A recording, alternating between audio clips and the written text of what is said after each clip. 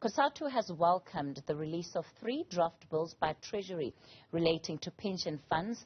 The two-part system is expected to come into effect in March, allowing access to a portion of retirement money without the need to resign or cash everything out. Cosatu's parliamentary officer, Matthew Parks, joins us for more on the story.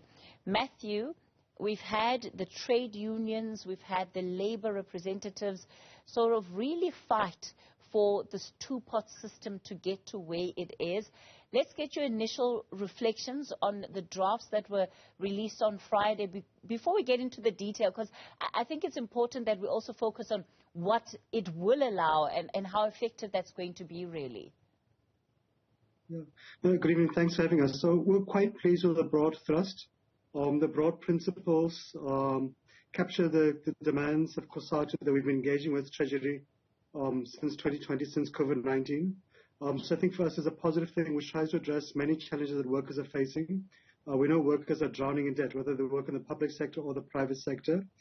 And currently under the law, workers can only get relief from the pension fund if they resign from the work or if they're dismissed or retrenched.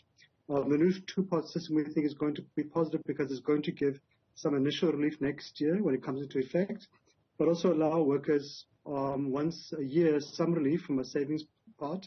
So I think it's positive. It's going to help workers to get some relief to pay off some debts, to get their feet back on the ground and so forth, but also to incentivize and encourage more savings, because when workers reach retirement, most workers don't have enough savings to retire in comfort. So it's a difficult compromise.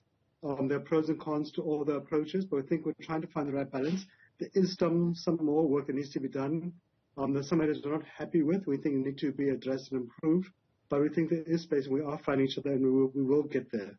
Let's first start with the draft on this issue of, you call it being able to access what's in the savings.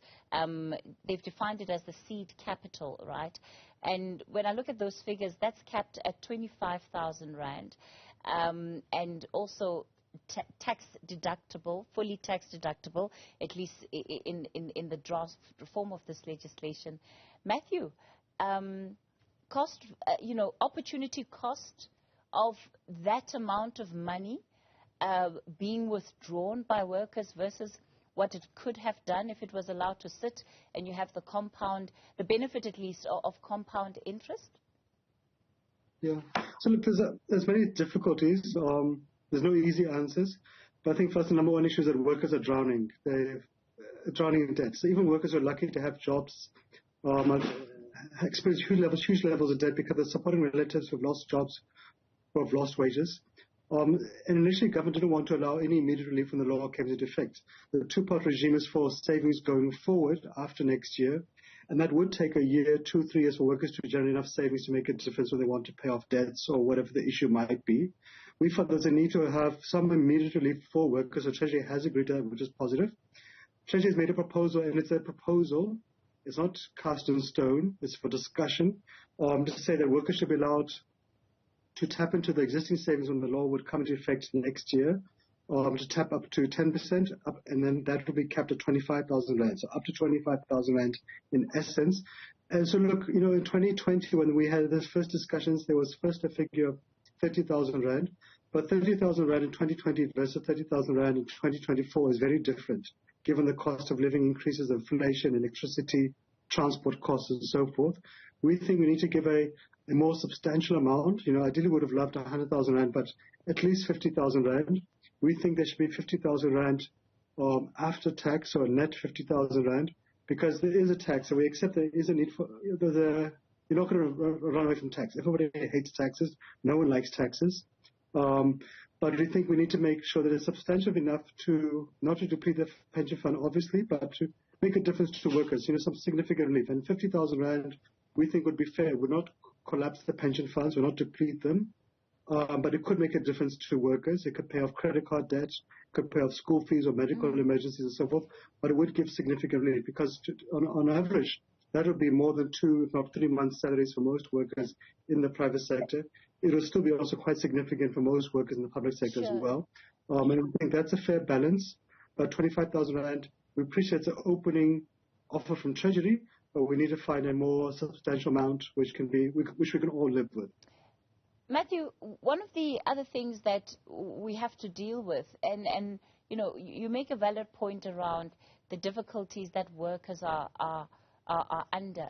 But most financial advisors will tell you that it's a bad idea to take out of your retirement to pay off debt, because that, of course, is sometimes an ongoing issue. And yes, you may be able to pay it off this year, but then that debt is likely to recur if you haven't made the necessary lifestyle changes where possible. And yes, the state of our economy is difficult, so it gets a little bit more complex than that. But I think just off the face of it, are you not worried that effectively, as you put it, the reason why some workers would need access to these funds is to service debt? So ultimately, in the long run, it's not going into assets that, you know, are going to be long-term. So we had extensive discussion. We always, you know, it's good to have those fears. We had fears. Are we not tinkering too much of the system? So we're quite confident that actually this is going to be a positive overhaul. And the fact that, you know, us, government, you know, Treasury is a very conservative institution by its nature.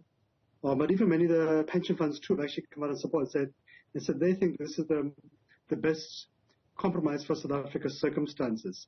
So right now under the law, workers are depleting the pension funds. Workers are resigning from their jobs to pay off debts and to access the pension funds. And that creates the worst crisis because that worker now is unemployed and no longer has a salary. They're no longer contributing to a pension fund. And of course, to pay off a pension, a debt of say 50,000 Rand or 100,000 Rand, they cash out a pension fund maybe worth 500,000 Rand. It also means when they hit retirement, they've got no savings left. So the new law is positive because one, it will give some immediate relief next year. Obviously, we must still finalize what's an appropriate, what's a substantial amount to help give some breathing space to workers. And then two, that the savings from next year onwards will be divided into a two-part regime. So 2/3 of the pension funds from next year onwards would go to a preservation pot, which you would access when you retire. And Treasury's also agreed that there needs to be some relief also to workers who are retrenched. And then the 1/3 would go to a savings pot, which you could tap into once a year. And so you will have some relief all the time, but you won't need to resign from your job. You can keep your salary. You'll keep contributing to your pension fund every month, but you'll get some relief from that 1/3 savings pot once a year. So that's positive. There'll be relief. You'll keep employed with a salary. You will also be actually saving, preserving more funds for when you retire. We think also, Kathy, it's positive because sure, for the first year, 2-3 years, people are going to tap into the savings pot. But I think culture is going to begin to change because people will be paying off the debt to have more breathing space. But also, they'll also be seeing that I have a safety, I have a nest egg, and that if I contribute extra, because you can top up as well, I can tap into that once a year when whatever emergency of life happens. So if I think for us, it's a much better system than the current one, which is that either you drown in debt or you resign from your job and become unemployed and you cash out everything. Right. So those are quite, the current law is quite extreme, and this one is being much more nuanced, inclusive and accommodating for both savings and also for financial relief and for remaining employed.